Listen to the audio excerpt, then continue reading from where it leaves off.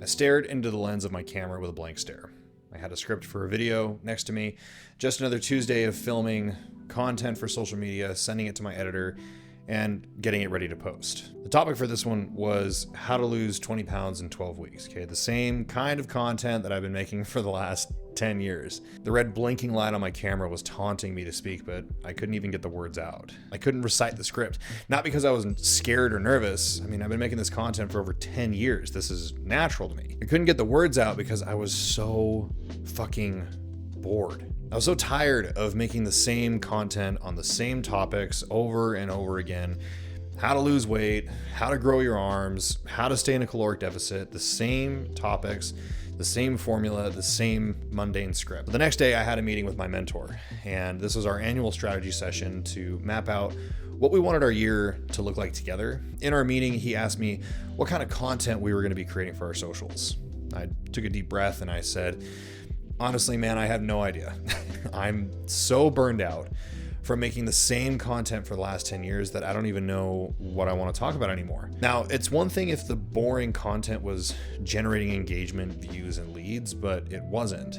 Engagement was at an all-time low, no views, no comments, no new followers. It's like my audience could feel my lack of enthusiasm for my own content. And then my mentor asked me, well, what do you like talking about? Like, what do you want to make content about? I thought for a long time and I couldn't even come up with an answer because it's been so long since I've made content that I actually enjoy. I completely forgot what I wanted to make. After a long pause, I finally said, honestly, the stuff I love talking about wouldn't make much sense to my audience because it's not top of funnel. Okay, now any marketer knows what this means.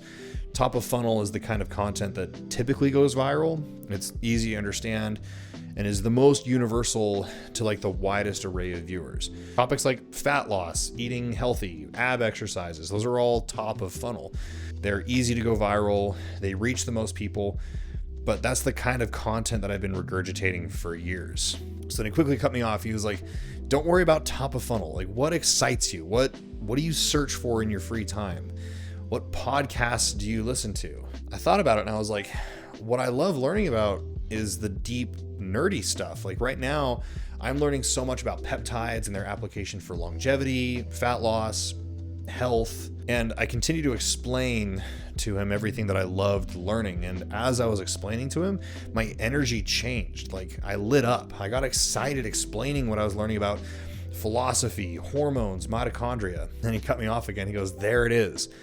This is what you need to be talking about, like the more nerdy stuff. But then I said, like, this wouldn't engage anyone. Like, nobody cares about this. And then he goes, well, your content doesn't engage anyone anyways. So, like, might as well have fun making it again, right? He said, look, you're searching for these topics. So why do you think you're the only one that's interested? So he had a good point. Clearly, I'm not the only one that enjoys learning about these things. So what we did is we planned to make a shift, a new direction in our content. I made the choice to ditch the overplayed and exhausted garbage that I was tired of talking about and switch to making content that I actually enjoy.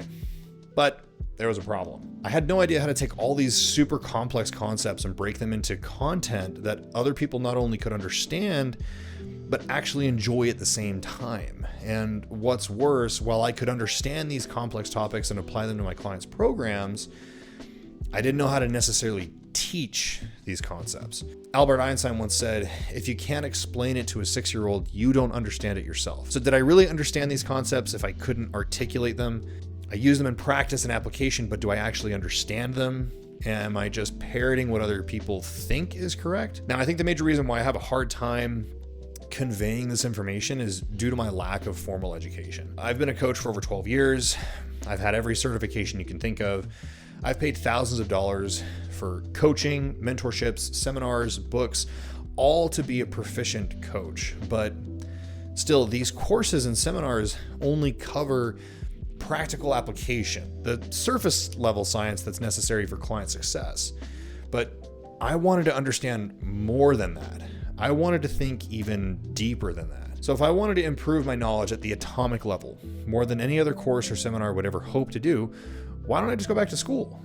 Why not just get my degree in exercise physiology or biochemistry? Well, several reasons. After high school, I went to university with a major in exercise science. And in my first year, it was apparent that I was not going to last long. Not because I couldn't learn or because I struggled with the assignments, it was the syllabus. See, in America, when you start university, the first 1 to 2 years are spent getting a generalized education. This means hours of pointless classes that have nothing to do with your chosen major. Want to become a mechanical engineer? You'll need 1 to 2 years of art or music appreciation before you even start engineering. Want to get into exercise physiology? You'll need at least 2 semesters of religious studies or philosophy in most universities. What about a music major? Well, buckle up for calculus and chemistry. So why is that? Why push off the curriculum that excites you and force students to spend 2 years on general education? I mean, you wouldn't see that in a trade school. If you went to school to be a welder, but your first courses were about South African history or music theory, you'd drop the course in a heartbeat. So why is university so different? Well, I've got my own opinions on that. You could argue the point of university is to create more well-rounded students, greater thinkers, more culturally literate members of society. I mean, after all, that's what universities were originally founded upon. But you really expect me to invest thousands of dollars, go into high interest debt that I don't have the option to get out of if I file for bankruptcy, and wait at least 2 years before I can even scratch the surface of a subject that I'm passionate about? And therein lies the reason that I think we're required to take these pointless classes. Money. More schooling means more time and money spent in the campus. More debt for the students. And because you haven't engaged in your chosen discipline, you may also want to shift majors, which tax on another couple years. Even more money paid into the school. At the end, you get your expensive piece of paper congratulating you on your years of debt accumulation and still no guarantee of a steady job. So why is it that trade schools work much faster, are more affordable, and provide more high-demand jobs with opportunities for growth and financial gain, but universities are still stuck using a system that hasn't been updated in over 50 years? No thanks. I'll pass. I've got a life to live, a business to run, lives to change. I'm not about to waste it on a campus. Now, do I think that all universities are pointless? Like degrees are just worthless pieces of paper? No, I would hope my lawyer or my surgeon went to a very good school. But I think for universities to be relevant to the general public again, there's going to need to be a major shift. But that's for a different video. But here's the most damning, frustrating reality of a degree. You may not even learn a single thing. So earlier in my career, I managed a group personal training facility, one of the top franchises in the nation. And I was in charge of hiring and onboarding trainers for each location. There are at least 2 occasions that I can think of where I hired someone with an impressive resume, but no real world experience. One employee that I hired had an exercise science degree from a highly sought after university. And almost every week, he would come and ask me questions about some of the most basic fundamental principles that a degree holder should know. Questions like, how many reps should we be doing for maximal strength? What is zone-based cardio? How do you properly do a deadlift? Seriously? Like 4 years in your degree and you didn't learn these basic questions? Where did your money and time go? So, if a degree is off the table, what's my plan to get ahead? How will I solidify my foundations without the use of lectures, homework, textbooks, and other super expensive resources? The information is already out there. I just need to find it and study it. So what I did is I put together a 1-year education plan to become a top level coach. First, I started with my weak points, where I wasn't the most confident in my knowledge. Next, I identified where I'm the most proficient in my coaching. And then I went to work and built out my own syllabus. Now, here's the unique approach to my education plan. It's not linear, it's networked and emergent. So here's what I mean. A linear education works for the masses, okay? One concept at a time, starting with the basics. The basics are not necessarily relevant and far from the student's desired area of focus, but as they progress through the linear system, more challenging ideas are introduced, bringing you closer to the desired area of focus. Now, this works when an institution uses like a pass-fail grading system. The student doesn't get to progress to more interesting topics until they have successfully recited what they were taught. But as an autodidact and the possessor of an ADHD brain, I tend to learn differently. I learn through puzzles, asking questions, and then finalizing it all with, why does this matter? How can I actually apply this? So here's how my education plan will work. Instead of spending 4 months learning about one thing like evolutionary biology, and slowly working my way to biochemistry and then pharmacology, I'll be learning around one foundational concept and then using fractals to branch out into similar concepts and then finally wrapping it up in practical application to the real world.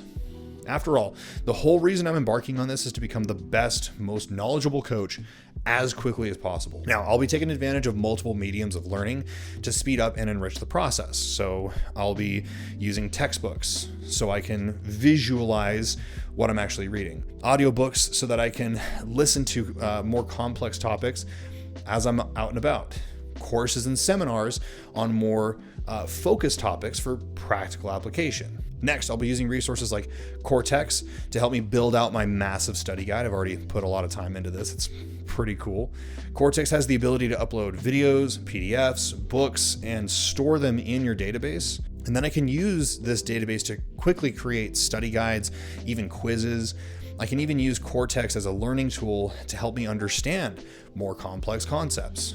So you can ask it questions about something that you're reading and it'll help you understand it better, just like a teacher or a tutor. So with that said, here's my major knowledge gaps that I hope to improve this year. I really want to learn more about cellular biology foundations, understanding of cellular physiology, energy metabolism and signaling pathways, biochemistry mechanisms, namely how these mechanisms connect molecular science with applied training, nutrition, or supplementation. I need to improve my research analysis skills. This is a big one for me. This is needed for critically evaluating new scientific findings and integrating them into practice. I want to get into advanced pharmacokinetics, specifically in the realm of peptides and performance-enhancing drugs, epigenetics and gene expression, so I can better understand and influence how our biology adapts at the molecular level.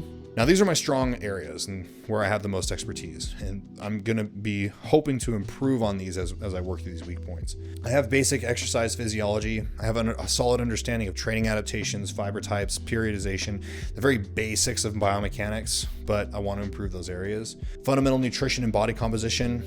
I have a strong grasp on applied nutrition and metabolism. I understand the fundamentals of supplements, like I can create a supplementation protocol, but I can't eloquently articulate why they work. And then lastly, the biggest skill is teaching. I love teaching what I know, and now it's time that I know even more. So here's my full 1-year education plan broken down.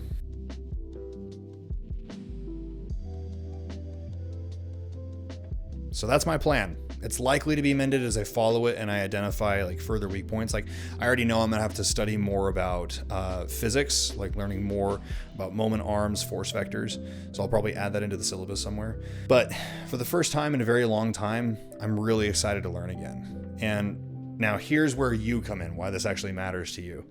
This isn't just my education journey. It's gonna be ours. Every week I'll share what I'm learning through these newsletters and videos, the breakthroughs, the aha moments, and yes, even the confusing parts that I'm still working through. Because here's what I've realized. The best way to truly understand something is to teach it, just like what Albert Einstein once said. So you'll get access to cutting-edge fitness science broken down into practical applications that you can use right away. And I get to solidify my knowledge by explaining it clearly enough that it actually makes sense. So it's kind of a win-win, right? So if you're as excited about diving deeper into the science behind training, nutrition, and optimization as I am, reply or comment and let me know what topic you want me to tackle first. The nerdy stuff is just getting started. Like and follow for more. We'll see you in the next one.